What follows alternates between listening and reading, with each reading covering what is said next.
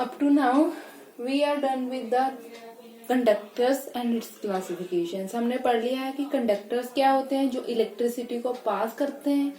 And conductors further classify हुए हैं दो ग्रुप्स में, उन्हें दो कैटेगरीज में डिवाइड किया है। एक है इलेक्ट्रॉनिक कंडक्टर्स और दूसरे हैं इलेक्ट्रोलिटिक कंडक्टर्स। इलेक्ट्रोलिटिक कंडक्टर्स को हम इलेक्ट्रोलाइट्स भी बोलते हैं। इलेक्ट्रोलिटिक कंडक्टर्स की हमने अब फर्दर क्लासिफिकेशन देखनी है। इलेक्ट्रोलाइट्स जो कि कंडक्टर्स ही हैं, उनकी हमने आगे क्लासिफिकेशन देखनी है क्या है। Electrolytes are further classified into two main categories. जैसे conductors electrolytic conductors and electronic conductors में क्लासिफाइड है, इसी तरह इलेक्ट्रोलाइट्स जो है फर्दर जो कंडक्टर्स की कैटेगरी है वो आगे दो में डिवाइडेड है, strong electrolytes and weak electrolytes. Firstly strong electrolytes. Strong electrolytes की मैंने कुछ एग्जांपल्स लिखी हैं। स्ट्रॉन्ग एसिड्स के केस में HCl, HNO3 and H2SO4।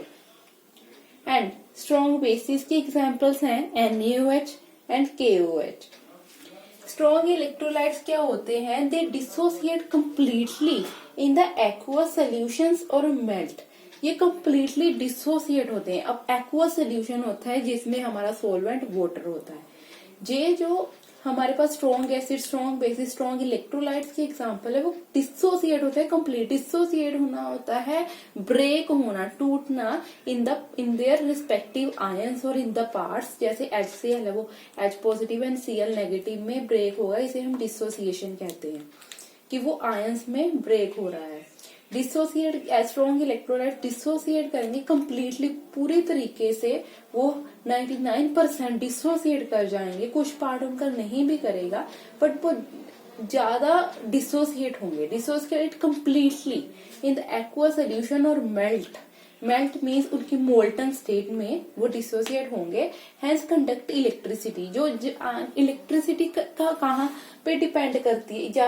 Electricity depend करती है कि जितने ज्यादा आयंस बनेंगे। जब हमारी डिसोसिएशन होगी तो आयंस उतने ज्यादा बनेंगे। जैसे मैंने एग्जांपल ली HCl की।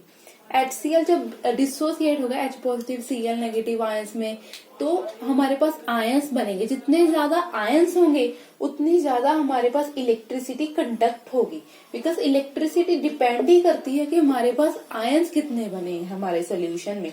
ये और कंडक्ट होगी इलेक्ट्रिसिटी टू लार्ज एक्सटेंट। ये होती है स्ट्रॉन्ग इलेक्ट्रोलाइट्स।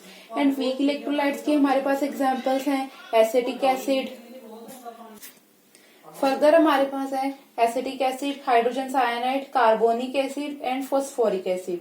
ये बहुत कम डिसोसिएट करते हैं इन देयर एक्वा सॉल्यूशंस और मोल्टन स्टेट। किसी एक्वा सॉल्यूशन में जब हम इसे डिसोल्व करते हैं तो ये बहुत कम डिसोसिएट होते हैं। CH3CO negative, H positive and HCN, carbonic acid, phosphoric acid and weak bases की एग्जांपल्स हैं ammonium hydroxide, aluminium hydroxide and calcium hydroxide.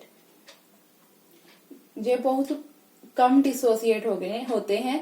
और जब हमारे आयंस बहुत कम बनेंगे तो हमारे पास इलेक्ट्रिसिटी है वो लार्ज एक्सटेंट पे नहीं कंडक्ट होगी। Hence electricity would get conducted to small extent only. Because ये थोड़ा ही डिसोसिएट होता है, कंप्लीटली डिसोसिएट नहीं होता, पार्शियली डिसोसिएट होगा। तो हमारे पास आयंस जो है वो कम बनेंगे। आयंस कम बनेंगे तो हमारे पास जो इलेक्ट्रिसिटी है वो लार्ज एक्सटेंट तक कंडक्ट नहीं होगी। ये उनकी कुछ एग्जांपल्स है वीक इलेक्ट्रोलाइट्स के केस में एंड ये स्ट्रॉन्ग इलेक्ट्रोलाइट्स के केस में है।